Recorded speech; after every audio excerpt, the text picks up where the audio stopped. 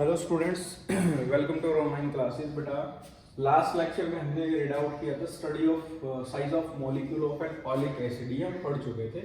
और Avogadro method और Rutherford method पिछले वीडियो में कवर नहीं हो पाए थे। तो बेटा इस वीडियो में और आज के लेक्चर में हम पढ़ेंगे एवोगैड्रो मेथड और रदरफोर्ड मेथड। तो एवोगैड्रो मेथड एक मेथड है बेटा जिसका यूज किया जाता है for the measurement of very small length of order 10 to power minus 10 metre, जिसे हम 1 एंगस्ट्रॉम या साइज ऑफ एन एटम बोलते हैं। तो रदरफोर्ड मॉडल के अकॉर्डिंग जो एटम का जो साइज है उसका जो रेडियस होगा वो 10 टू पावर माइनस 10 मीटर होगा। और एटम जो है वो एक परफेक्ट स्फीयर की फॉर्म में है और उसका बहुत सारा पोर्शन जो है वो खाली होता है, कुछ ही मास होता है बेटा उसके अंदर। तो यहाँ एवोगैड्रो हाइपोथेसिस है जिसकी हेल्प से हम मेजरमेंट करके साइज ऑफ एन एटम जिसका order 10 to power minus 10 metre वो हम मेजर कर सकते हैं। तो उसके लिए हमें एवोगैड्रो हाइपोथेसिस स्टडी करना होगा बेटा। तो एवोगैड्रो हाइपोथेसिस है क्या, यहां मैं लिख देता हूं।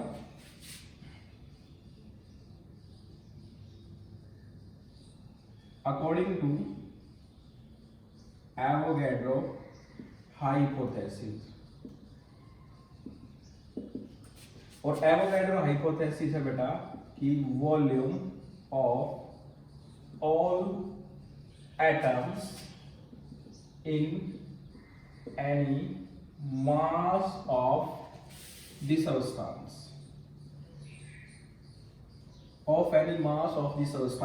is 2/3 2/3 होगा बेटा of the volume occupied by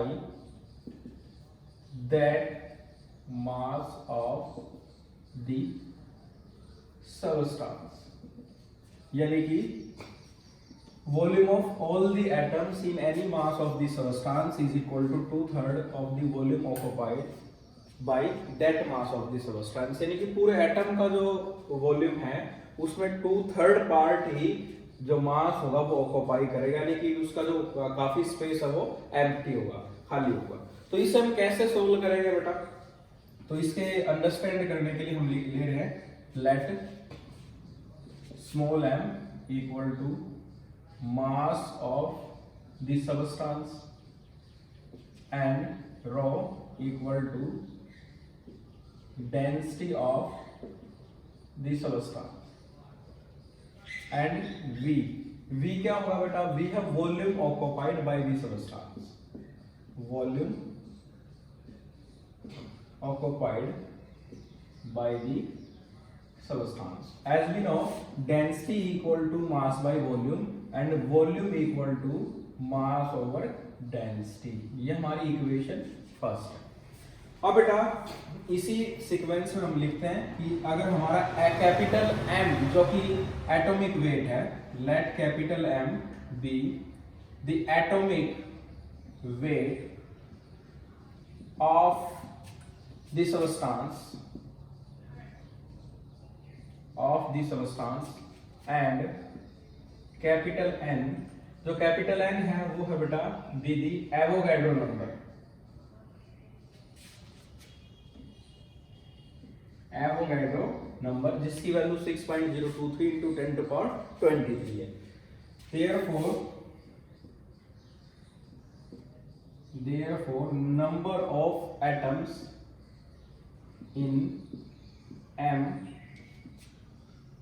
mass of the substance, m मास के अंदर कितने नंबर ऑफ एटम्स होंगे बेटा वो हम कैसे कैलकुलेट करेंगे, Avogadro number into mass of the substance divided by atomic weight. ये फार्मूला है बेटा जिसे आपने केमिस्ट्री में पढ़ा होगा, Avogadro number into mass of the substance, क्योंकि हमें m मास में पता करना है कितने नंबर ऑफ एटम्स है, डिवाइडेड बाय एटॉमिक वेट। ये बेटा अपने पास नंबर ऑफ एटम्स आ गए जो m मास के अंदर है, ठीक है। अगर बेटा जो एटम हम कंसीडर कर रहे हैं जिसकी शेप स्फेरिकल है, जो जिसका रेडियस r है, रेडियस या डायमीटर जो हमें मेजर करना, हमने अज्यूम किया कि r रेडियस का हमारा जो एटम है, ठीक है। Let small r be the radius of an atom, so volume of atom equal to volume of a single atom equal to sphere बेटा, और स्फीयर का वॉल्यूम 4/4/3 पाई आर क्यूब। अब इस m मास के अंदर कितने एटम्स हैं? This much number of atoms in m mass of this substance. So total volume क्या होगा बेटा? वॉल्यूम ऑफ ऑल एटम क्या हो जाएगा? जितने भी जो अपने पास जो सब्सटेंस वो एटम्स होंगे, यानी कि volume of all atoms of this substance equal to 4/3 pi R cube, एक सिंगल एटम का वॉल्यूम और उसका नंबर ऑफ एटम से मल्टीप्लाई कर देंगे, that is capital N small m over capital M, जिसे हम रिजल्ट नंबर 2 लिखेंगे। फर्स्ट रिजल्ट यहां से था बेटा, सेकंड रिजल्ट ये। अब अकॉर्डिंग टू एवोगैड्रो हाइपोथेसिस, और एवोगैड्रो हाइपोथेसिस है volume of all atoms in any mass of this substance. ये रहा वॉल्यूम ऑफ ऑल एटम्स, यानी कि 4/3 pi small r cube into capital M small m over capital M equal to 2/3 of total volume ये है m over रो, ये value put कर देंगे इसमें।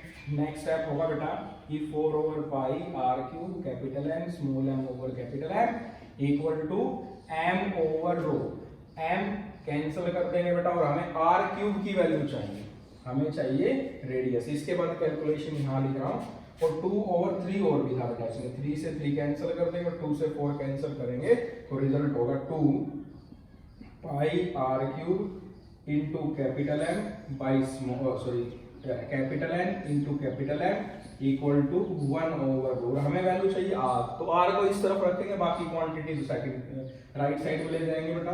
तो r cube is equal to m over 2 pi capital N into rho, और हमें r cube नहीं r की वैल्यू चाहिए।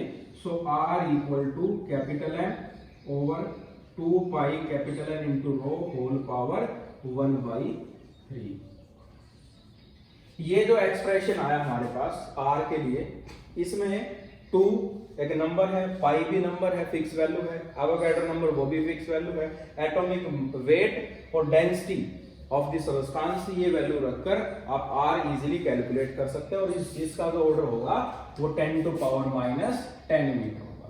तो ये मेथड भी यूज किया जाता है बेटा, Avogadro method for the measurement of size of an atom. तो ये मेथड मैंने आपको बताया बेटा, इसमें जो एवोगैड्रो हाइपोथेसिस है वो इंपॉर्टेंट है। एवोगैड्रो हाइपोथेसिस के अकॉर्डिंग, हाइपोथेसिस का मीनिंग होता है परिकल्पना या स्टोरी। तो volume of all the atoms in any mass of the substance is 2/3 of the volume occupied that mass of the substance. तो इसके लिए हमने कोई सब्सटेंस कंसीडर किया, उसके टोटल नंबर ऑफ एटम्स निकाले, टोटल वॉल्यूम निकाला, उसको 2/3 ऑफ v के इक्वल रख दिया, और r हमने कैलकुलेट कर लिया। तो बेटा इसमें हमने डायरेक्ट r की मेजरमेंट नहीं की, ये वैल्यू ये कोई फॉर्मूला पुट करेंगे जिसमें आंसर आ जाएगा। जैसा कि आपको पता है डायरेक्ट मेथड में हम डायरेक्ट मेजरमेंट करते हैं, लेकिन इनडायरेक्ट मेथड में कोई ना कोई कैलकुलेशन या कोई ना कोई फॉर्मूला ऐसा होता है जिसका रिलेशन हमारी उस मेजर्ड क्वांटिटी के साथ, मेजरिंग क्वांटिटी के साथ होता है, जिसे हम मेजर कर सकते हैं। क्लियर बेटा? तो अब हमारे पास जो इसी सीक्वेंस में नेक्स्ट मेथड है Rutherford method. Rutherford method is also an important method for the measurement of very small size, nearly 10⁻⁻15 meter, 10⁻⁻15 meter, यानी कि साइज ऑफ न्यूक्लियस भी कहते हैं बेटा। इस रदरफोर्ड मेथड का यूज किया जाता है 10⁻14 टू 10⁻15 मीटर, जो कि क्या है बेटा? Size of nucleus, size of nucleus.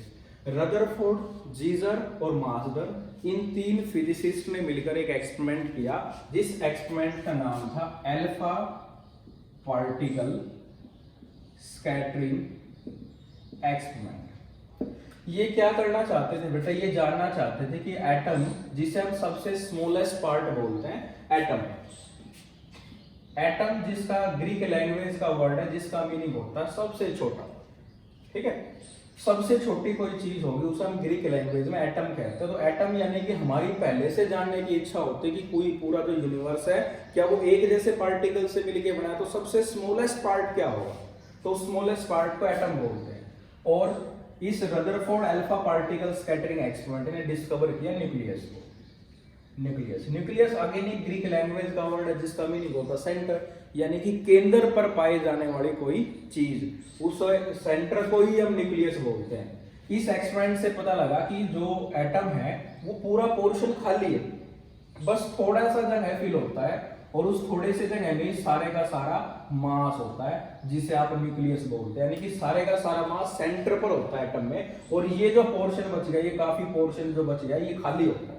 ये इस एक्सपेरिमेंट से पता लगा, और इस एक्सपेरिमेंट ने हमें न्यूक्लियस के साइज का आइडिया दिया, यानी कि we can calculate approximate size of nucleus by using Rutherford method, जिसकी वैल्यू होती है 10⁻⁻14 टू 10⁻⁻15 मीटर इस ऑर्डर में।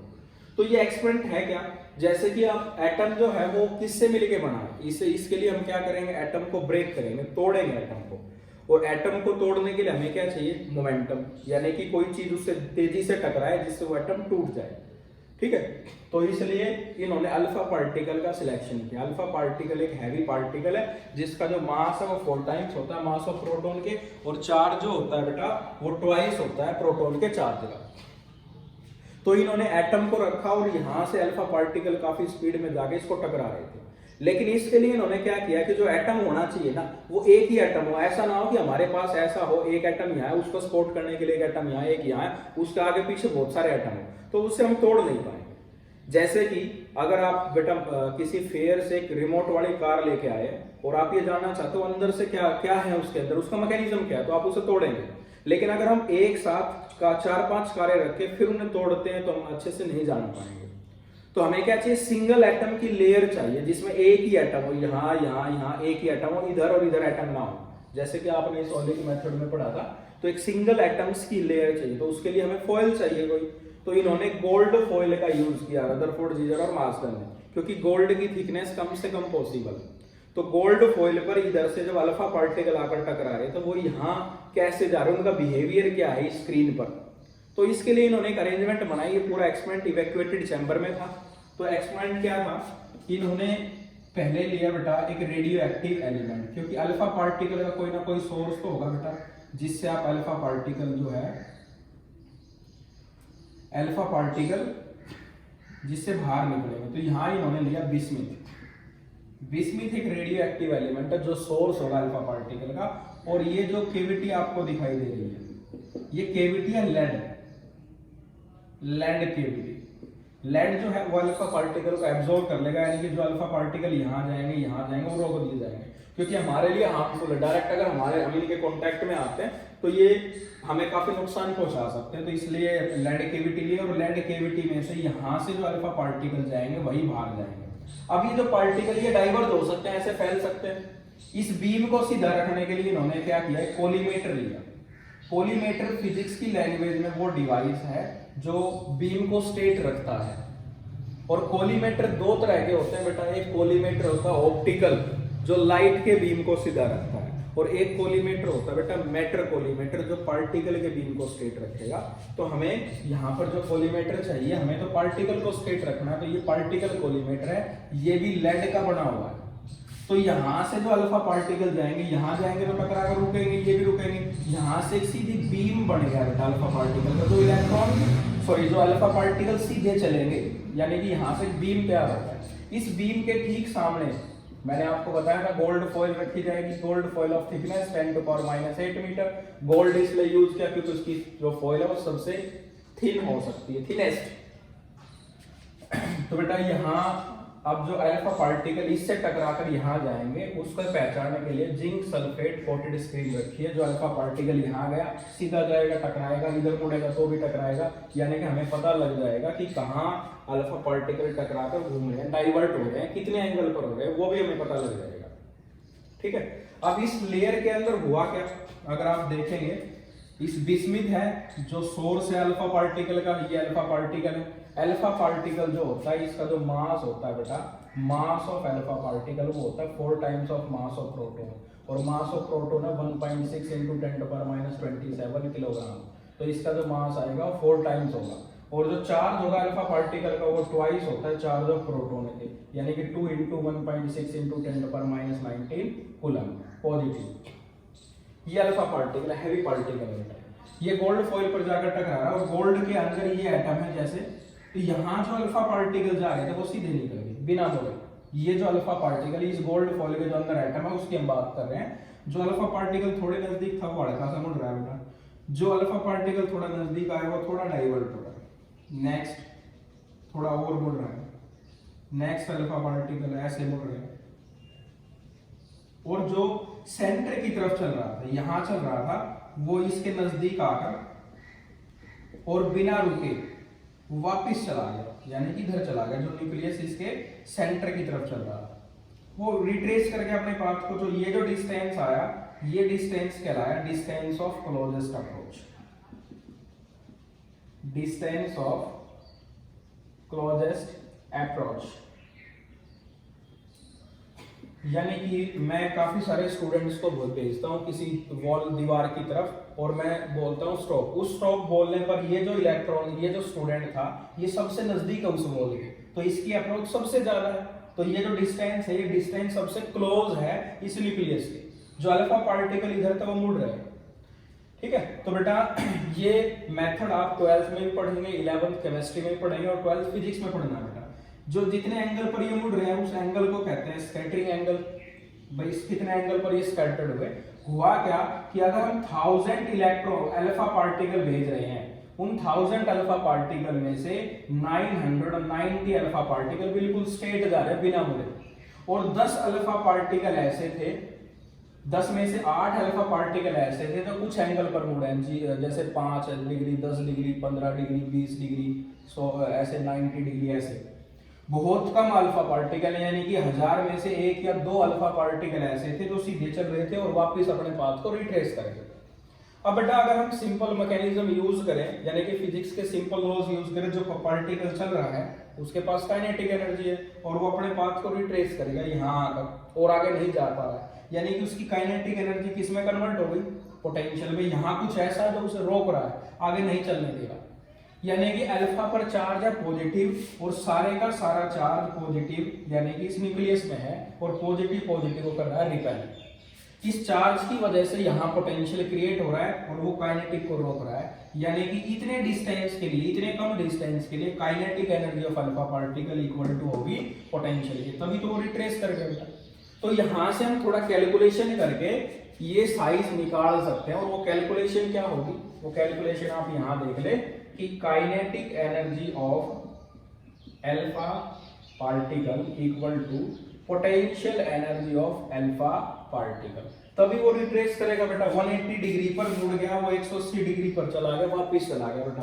तो काइनेटिक एनर्जी का फॉर्मूला हो जाएगा half m v square, where m be the mass of alpha particle, v with the velocity of alpha particle. अगर आपको काइनेटिक एनर्जी मिल जाती है, आप इसे कैलकुलेट कर सकते हैं, तो पोटेंशियल एनर्जी का फॉर्मूला होता है, यहां लिख देता हूं, पोटेंशियल एनर्जी का फॉर्मूला होता है के कांस्टेंट है, कूलम्ब्स कांस्टेंट कहते हैं इसको बोलते हैं कूलम्ब्स कांस्टेंट, और इसकी वैल्यू होती है 9 × 10⁹ फॉर एयर या वैक्यूम, और Q1 Q2 by are square. Q1 है इस अल्फा का चार्ज जो R है, और इस न्यूक्लियस पर जो चार्ज है वो है Q2, और दोनों के बीच का डिस्टेंस R, ये फॉर्मूला है।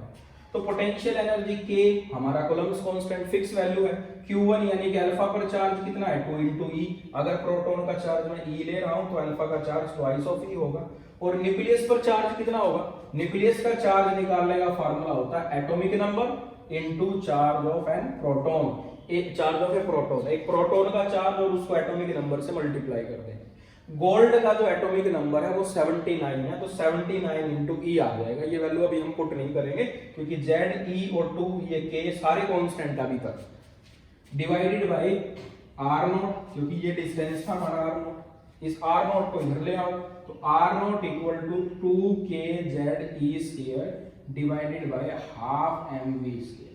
तो ये जो फॉर्मूला है इसमें 2kZe² हाफ m, ये फिक्स है, ये वैल्यू पता है। वेलोसिटी की वैल्यू जैसे आप कैलकुलेट करेंगे और इसमें रखेंगे, तो यहां से आप इस न्यूक्लियस का साइज बता सकते हैं, और न्यूक्लियस का साइज जितने भी एलिमेंट्स के केस में निकाला गया, एटम्स के केस में निकाला गया, वो इसी ऑर्डर में मिला बेटा, इसे हम न्यूक्लियस साइज कहते हैं। और एवोगैड्रो मेथड ने हमें अप्रोक्सीमेट साइज कैलकुलेट करके दिया बेटा, किसका, साइज ऑफ न्यूक्लियस का। So Rutherford method gives an idea about approximate value of size of nucleus. तो ये जो डिस्टेंस है वो इस मेथड से मेजर किया जाएगा। आपकी बुक में इतना अच्छे से एक्सप्लेन नहीं कर रखा बेटा, आई होप आपको क्लियर हुआ होगा ये मेथड भी। तो size of molecule of oleic acid हमने पढ़ा, जिसकी वैल्यू थी नियरली 10⁻⁹। एवोगैड्रो मेथड यूज किया जाता है 10⁻⁻10, जिसे हम बोलते हैं साइज ऑफ एटम। और रदरफोर्ड मेथड इतने कम डिस्टेंस के लिए यूज किया जाता है बेटा। तो बेटा ये हमने पढ़ा indirect method for the measurement of very small length. इन तीनों के अलावा आपके बुक में कोई मेथड नहीं है। नेक्स्ट क्लास में हम स्टडी करेंगे बेटा मेजरमेंट ऑफ मास के बारे में। तो बेटा मिलते हैं नेक्स्ट लेक्चर में। Thanks for watching.